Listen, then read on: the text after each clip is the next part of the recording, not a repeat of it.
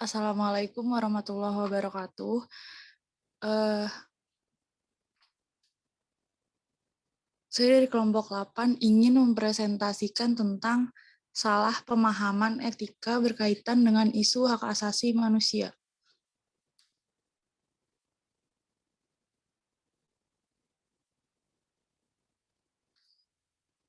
HAM menurut ketetapan MPR nomor 17 garis miring MPR garis miring 1998, hak asasi manusia adalah hak dasar yang melekat pada diri manusia yang sifatnya kodrat dan universal.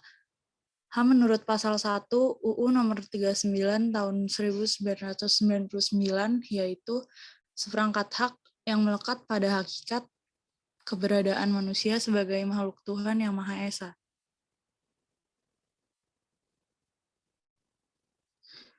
Yang kedua ada ciri-ciri pokok hak asasi manusia. Yang pertama ada hak asasi manusia bersifat hakiki, yang kedua ada hak asasi manusia bersifat universal, dan yang ketiga ada hak asasi manusia tidak dapat dicabut atau diserahkan kepada pihak lain, dan hak asasi manusia tidak dapat dibagi.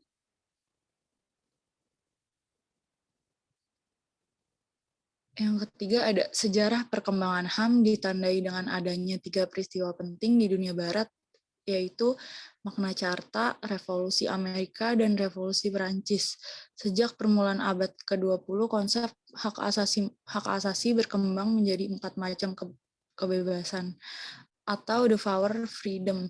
Konsep ini pertama kali diperkenalkan oleh Presiden Amerika Serikat Franklin D. Roosevelt.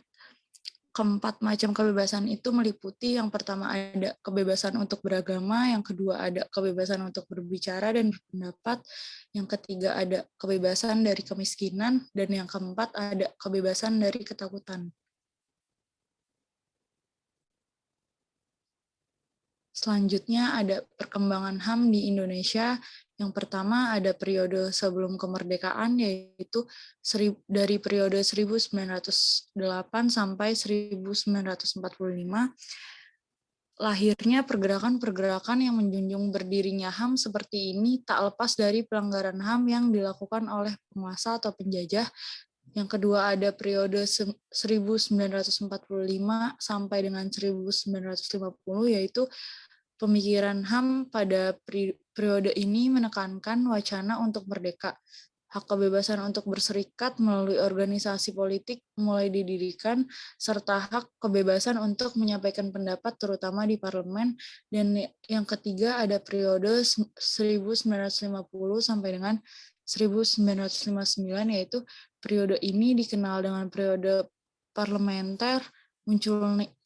Munculnya partai politik dengan berbagai ideologi, adanya kebebasan pers, pelaksanaan pemilihan umum secara aman, bebas, dan demokratis, kontrol parlemen atas eksekutif. Yang keempat ada periode 1959 sampai dengan 1966, yaitu periode ini merupakan masa berakhirnya demokrasi liberal dan digantikan dengan demokrasi terpimpin yang terpusat pada kekuasaan Presiden Soekarno. Demokrasi terpimpin tidak lain sebagai bentuk penolakan Presiden Soekarno terhadap demokrasi parlementer yang dinilai merupakan produk Barat. Yang kelima ada periode 1966 sampai dengan 1998, yaitu setelah mendapat mandat konstitusional dari sidang MPRS, Orde Baru menolak HAM dengan alasan HAM dan demokrasi merupakan produk Barat yang individualistik, yang militeristik, bertentangan dengan prinsip lokal Indonesia yang berprinsip gotong royong dan kekeluargaan. Dan yang keenam ada periode pasca Orde Baru, yaitu HAM mengalami perkembangan yang sangat signifikan. Lahirnya TAP MPR nomor 17 garis miring MPR garis miring 1998 tentang HAM merupakan salah satu indikator pemerintah era reformasi. Selanjutnya akan disampaikan oleh Desi Aryani. Selanjutnya adalah pelanggaran HAM. Pelanggaran HAM adalah setiap perbuatan seseorang atau kelompok orang termasuk aparat negara, baik disengaja ataupun tidak disengaja, atau kelalaian yang secara hukum mengurangi, menghalangi, membatasi, dan atau mencabut HAM seseorang atau sekelompok orang yang dijamin oleh undang-undang tersebut.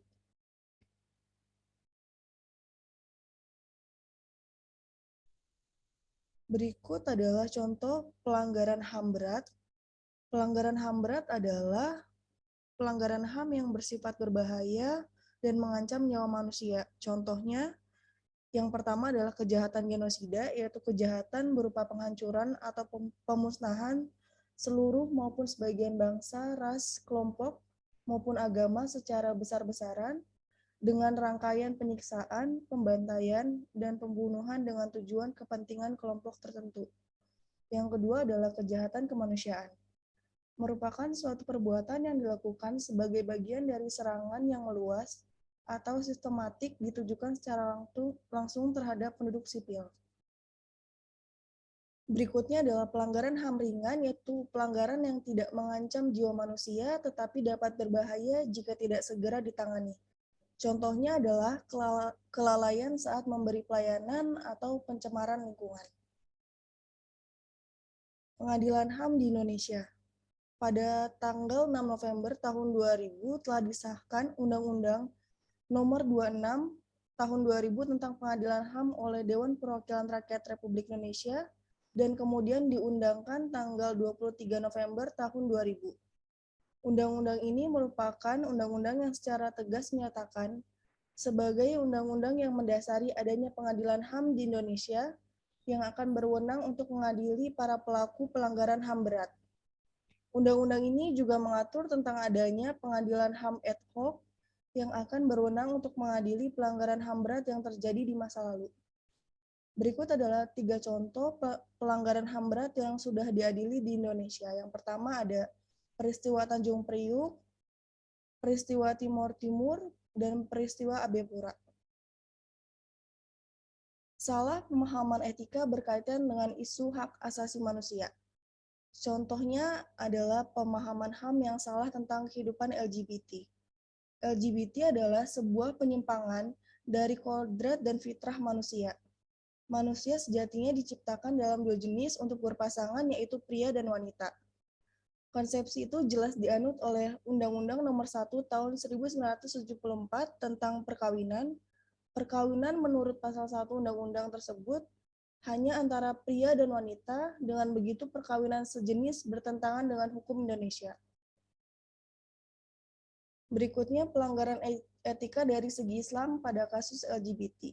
Dari sudut pandangan Islam, perbuatan LGBT sudah tercatat dalam Al-Quran dan terjadi pertama kalinya pada zaman Nabi Lut alaihissalam.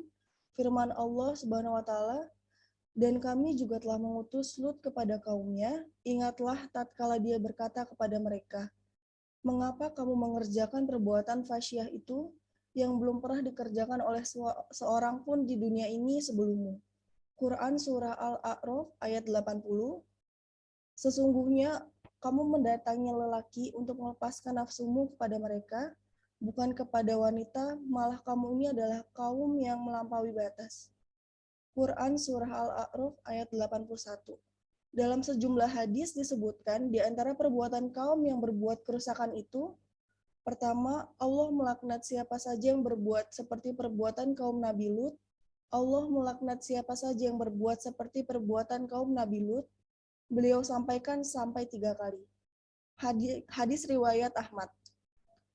Imam Tirmizi menuliskan hadis Nabi Shallallahu Alaihi Wasallam, barang siapa yang kalian dapati melakukan perbuatan kaum Nabi Lut, maka bunuhlah pelaku dan pasangannya. Jadi, pantas saja kalau Nabi Lut berdoa, ya Tuhanku, tolonglah aku dengan menimpakan azab atas kaum yang berbuat kerusakan itu. Quran Surah Al-Ankabut ayat 29-30. Pelanggaran etika dari sisi kesehatan pada kasus LGBT. Dokter spesialis kulit dan kelamin, Dr. Dewi Inong Irana, memaparkan secara detail tentang bahaya LGBT ini dari sisi psikologi dan kesehatan. Menurut dia, kelompok lelaki seks dengan lelaki atau LSL atau yang dikenal sebagai LGBT 60 kali lipat lebih mudah tertular HIV/AIDS dan kanker serviks. Selain HIV/AIDS dan kanker serviks, ada penyakit lain LGBT yang tak kalah berbahayanya, contohnya sarkoma Kaposi, yaitu sebuah penyakit baru yang belum ada penawarnya. Sarkoma Kaposi adalah kanker yang menyebabkan sebagian kecil jaringan abnormal tumbuh di bawah kulit, di sepanjang mulut, hidung, dan tenggorokan, atau di dalam organ tubuh lainnya. Berikutnya akan disampaikan oleh Fauzia. Selanjutnya, ketidakadilan gender di Indonesia. Di Indonesia masih terdapat beberapa bentuk ketidakadilan gender seperti yang pertama, perlakuan tindak kekerasan. Telah banyak kasus yang tercatat bahwa wanita sering dijadikan objek kekerasan oleh pria yang tidak bertanggung jawab. Berdasarkan catatan tahunan Komnas Perempuan tahun 2019, kekerasan terhadap wanita terjadi sebanyak 431.471 kasus. Dalam kurun waktu 12 tahun, kekerasan terhadap wanita meningkat sebanyak 792%, hampir 800%. Tindak kekerasan ini terjadi karena masih ada anggapan kekuasaan dan superioritas di mana pria menempatkan diri lebih tinggi daripada wanita. Kejadian yang kerap ditemui di lingkungan sekitar adalah apabila istri tidak menaati perintah suami akan dikatakan durhaka hingga terjadi kekerasan dalam rumah tangga. Yang kedua, upah rendah. Masih banyak wanita yang bekerja dengan kemampuan sama seperti pria, namun penghasilan yang diberikan lebih rendah. Badan Pusat Statistik atau BPS dalam laporan perekonomian tahun 2019 mencatat, kesenjangan antara upah pria dan wanita semakin lebar. Upah untuk pekerja pria lebih tinggi daripada wanita. Selama periode 2015 sampai Februari 2019, selisihnya mencapai Rp492,2 ribu.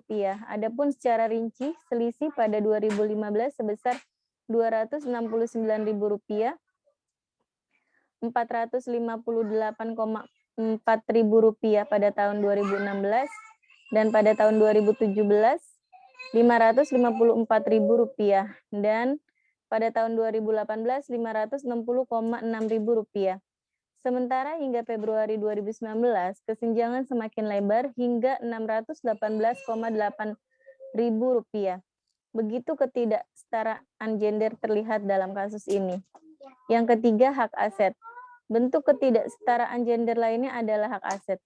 Dikutip dari CNN 3 Maret 2019 bahwa perempuan tidak akan mencapai kesetaraan penuh di segala bidang sampai tahun 2073. Berdasarkan data Bank Dunia, Indonesia sendiri berada di peringkat 141 dari 187 negara, di mana wanita di Indonesia hanya menikmati 64,38% hak yang dinikmati pria.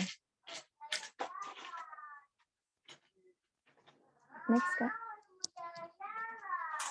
Selanjutnya adalah kasus AIDS, di mana dilema buruh perempuan di Indonesia dan pentingnya keadilan gender di lingkungan kerja. Saya sudah bilang ke HRD, saya punya riwayat endometriosis, jadi tidak bisa melakukan pekerjaan kasar seperti mengangkat barang dengan beban berat. Itulah pengakuan salah satu buruh perempuan yang bekerja pada perusahaan produsen es krim PT Alpen Food Industry atau ALFI atau ACE, Elita Trinovianti. Perempuan berusia 250 tahun ini sudah berusaha mengajukan pemindahan divisi kerja karena penyakit endometriosisnya kambuh. Tapi apa daya, perusahaan justru mengancam akan menghentikan dari pekerjaan. Elita terdesak dan tidak punya pilihan lain selain terus bekerja. Akhirnya, dia pun mengalami pendarahan hebat akibat bobot pekerjaannya yang berlebihan. Elita terpaksa melakukan operasi kurat pada Februari lalu yang berarti jaringan dari dalam rahimnya diangkat. Elita hanya satu dari banyak buruh perempuan yang hak-haknya terabaikan oleh ACE. Sarina, juru bicara Federasi Serikat Buruh Demokratik Kerakyatan atau FCDAR yang mewakili Serikat Buruh ACE menyatakan bahwa sejak tahun 2019 hingga saat ini sudah terdapat 5 kasus keguguran dan 6 kasus bayi yang dilahirkan dalam kondisi tak bernyawa dialami oleh buruh perempuan ACE. Pihak ACE tidak membantah tuduhan tersebut. Perwakilan ACE Simon Audrey Halomoan Siagian menyatakan bahwa pihaknya sudah melarang perempuan yang sedang hamil untuk bekerja di shift malam.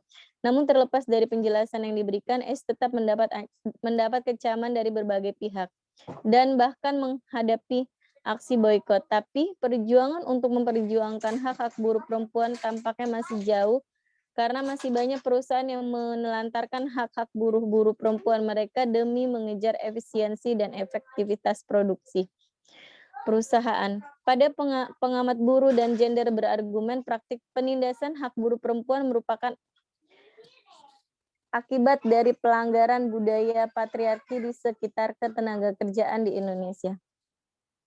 Selanjutnya, tenaga kerja perempuan dianggap lemah, misalnya ketika harus mengurus anak. Anak dianggap beban pekerjaannya harus dikurangi. Kepercayaan saat rekrutmen juga berkurang karena acap kali dianggap sering tidak masuk kerja. Terang peneliti Lembaga Demografi Fakultas Ekonomi dan Bisnis Universitas Indonesia, Dia Hadi Setionaluri atau yang akrab disapa Ruri. Buruh perempuan dianggap hanya sebagai second person atau orang kedua, ujarnya. Akibatnya buruh perempuan sering diperlakukan semena-mena. Di banyak perusahaan, buruh perempuan dipersulit untuk mendapatkan cuti haid, yang sebenarnya dilindungi dalam Undang-Undang Ketenagakerjaan Nomor 13 Tahun 2003. Izin cuti haid baru bisa terwujud ketika mendapatkan surat keterangan dokter yang dikeluarkan oleh klinik pabrik atau klinik tingkat 1 yang tercantum dalam Kartu Badan Penyelenggara Jaminan Sosial atau BPJS. Proses yang rumit itu membuat buruh perempuan terpaksa memilih menahan sakit saat bekerja. Banyak perusahaan juga lalai menjamin keselamatan buruh perempuan. Akibatnya mereka rentan mengalami pelecehan dan kekerasan seksual. Selanjutnya, penelitian pada akhir tahun 2017 menunjukkan bahwa meski mayoritas buruh perempuan dalam sektor garmen di kawasan Berikat Nusantara, Cakung, Jakarta Timur pernah mengalami kasus pelecehan seksual, hanya sedikit sekali yang melapor. Dari 773 buruh perempuan yang berpartisipasi dalam penelitian ini, 437 diantaranya pernah mengalami pelecehan seksual. Dengan rincian 106 mengalami pelecehan verbal, 79 mengalami pelecehan fisik, dan 252 mengalami keduanya. Dari angka tersebut, hanya 26 orang yang melapor. Alasan para buruh perempuan tidak melapor karena mereka merasa malu, takut, dan khawatir jika melapor pekerjaan mereka akan terancam. Buruh hamil di KBN Cakung ini juga mengalami tekanan saat bekerja. Mereka wajib lembur meski sedang hamil dan seringkali tidak dibayar. Hal yang serupa juga terjadi pada buruh perempuan di ACE. Buruh perempuan yang sedang hamil baru bisa non-shift tidak bekerja kalau usia kandungan sudah 7 bulan. Sebelum itu, masih harus angkat barang berat dan dapat shift waktu kerja malam, ujar Sarina. Undang-Undang Ketenagakerjaan Indonesia sebenarnya sudah cukup melindungi hak pekerja dan buruh perempuan di Indonesia. Aturan tersebut dengan jelas mengatur jam kerja dan fasilitas untuk tenaga kerja perempuan serta menetapkan sanksi pidana dan denda bagi perusahaan yang tidak mengabulkan hak ini. Namun sayangnya, minimnya pengawasan dari pemerintah terkait perlindungan tenaga kerja perempuan membuat perusahaan melaksanakan peraturan ini dengan seenaknya. Seperti gunung es, kasus buruh perempuan di pabrik es ini hanya memperlihatkan sedikit permasalahan. Kita belum tahu bagaimana kondisi kerja yang dialami oleh buruh perempuan di pabrik-pabrik lain. Pasti banyak yang tidak dibuka kepada publik. Terang Palmira Permata Bahtiar, peneliti Semeru Research Institute. Pemerintah juga berperan penting untuk menaruh perhatian pada evaluasi peraturan ini. Selanjutnya, kesimpulan. Sesuai kodratnya, manusia diciptakan berpasangan. Dalam Quran Surat Al-A'raf ayat 81, dijelaskan bahwa sesungguhnya seseorang yang mendatangi sesama laki-laki atau perempuan untuk melampiaskan syahwatnya dan mengabaikan kodrat, sungguh hal tersebut tidak benar. Perbuatan LGBT telah melanggar aturan Allah karena telah keluar dari kondisi normal yang ada pada diri manusia dan telah menyimpang dari akal sehat dan fitrah yang mulia. Dari sisi kesehatan, terdapat bahaya yang dapat ditimbulkan dari perbuatan LGBT tersebut, yaitu memiliki resiko tertular HIV/AIDS dan kanker serviks. Di dalam negara Republik Indonesia, perbuatan LGBT dilarang sesuai dengan Undang-Undang Nomor 1 Tahun 1974 tentang perkawinan. Perkawinan menurut pasal 1 Undang-Undang tersebut hanya antara pria dan wanita. Dengan begitu, perkawinan sejenis bertentangan dengan hukum di Indonesia.